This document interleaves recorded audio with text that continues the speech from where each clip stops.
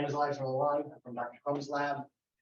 And so one of the things that y'all been hearing in these past few presentations is that making measurements in a hypersonic flow is very important, right?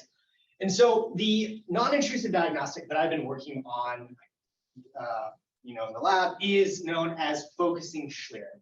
And Schlieren allows us to see changes in the density of air molecules around a hypersonic vehicle, right? You can see shock waves and all sorts of different structures there.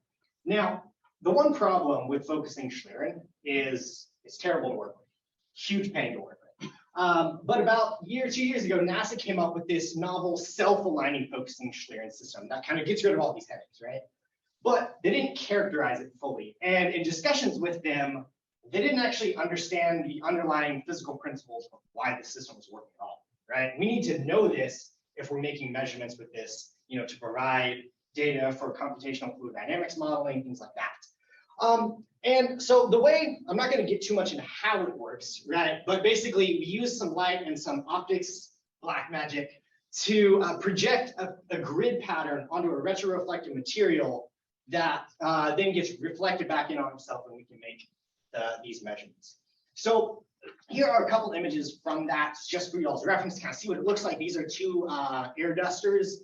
One's in our plane of focus and one's kind of out of there. And depending on how we set the system up, we can obtain different sensitivities. There's a whole bunch of math that goes along with that. But what the key thing that we found in doing this research is we actually realized that the density gradients are structured in our flow, right? The air duster in this case is actually creating a lensing effect, acting like a small camera lens, if you will, and defocusing our grid pattern, which actually lets us see these images in our high-speed cameras, right?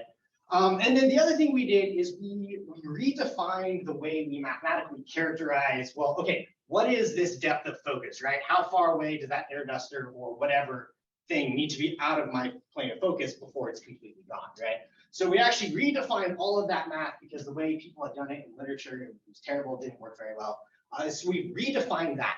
And so now that we've characterized the sensitivity of our system, we've calculated depths of focus and understand how it works, we can use this knowledge to inform our setups to make better measurements of hypersonic flows so that we can ultimately provide this data to computational models and ultimately design better hypersonic vehicles in the future. Thank you all.